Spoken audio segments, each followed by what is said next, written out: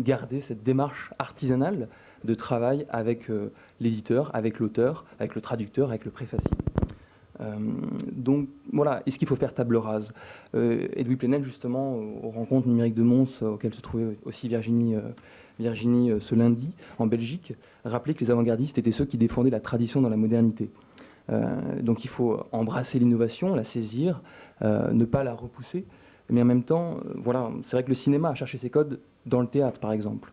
Et donc, on ne s'étonnera pas que le livre numérique ressemble pour le moment au livre papier. On voit l'application d'e-books où on a un système de feuilletage très traditionnel, où on tourne des pages, simplement, les unes après les autres. Malgré tout, il faut tout de même se poser la question de savoir si cette métaphore reste pertinente. Est-ce que c'est une illusion, puisque finalement, nous n'avons plus un livre entre les mains, nous avons autre chose, nous avons une tablette, nous avons un reader, nous avons autre chose. Alors il faut partir des usages, puisqu'il n'y a finalement pas une, mais il y a de nombreuses façons de feuilleter un livre, et c'est tout sauf facile de reproduire le feuilletage en numérique. On peut isoler 4 types de feuilletage avec le papier. Le feuilletage scan, donc c'est celui quand on va dans une librairie, on regarde à toute vitesse le livre pour se donner une idée générale.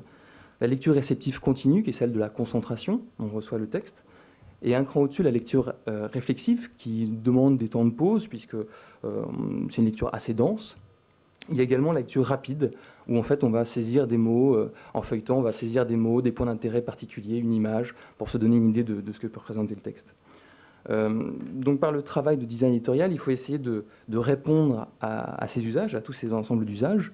Et donc, chez Actia Luna, en fait, on a développé une interface de lecture innovante.